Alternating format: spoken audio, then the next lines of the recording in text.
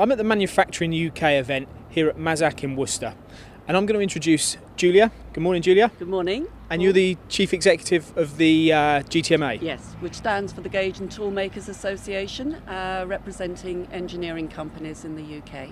Okay, and what about the history about the association? I'd be interested to know a bit more about that. Well, it's been formed over 70 years for the tool makers and gauge makers in the UK.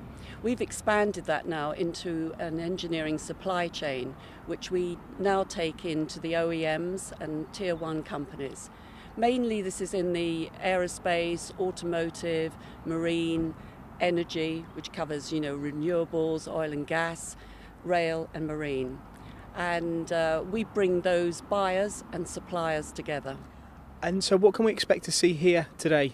Well, here today we're looking at the automotive. As you know, the automotive industry is very buoyant in the UK, and it seemed a great opportunity to bring Jaguar Land Rover and all the things that they're doing for industry and the manufacturing and the opportunities for the engineering supply chain, as well as Lawrence Davis from the UKTI. He's in charge of the automotive supply chain.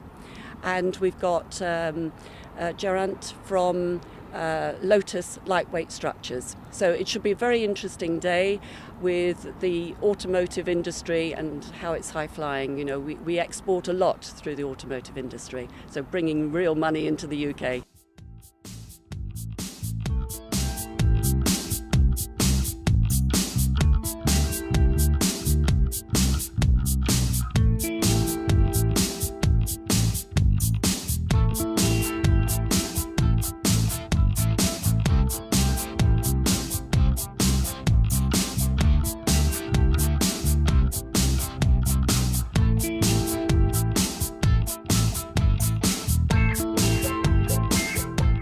This is our European manufacturing plant and headquarters, and we have around 450 people engaged in production alone here, and we export around 85% of what we make here to continental Europe, and 15% or thereabouts stays within the UK.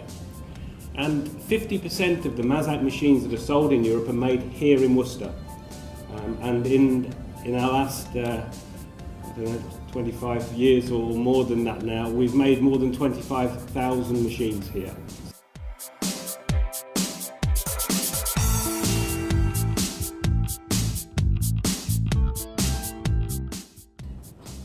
I'm also going to touch upon the technology change.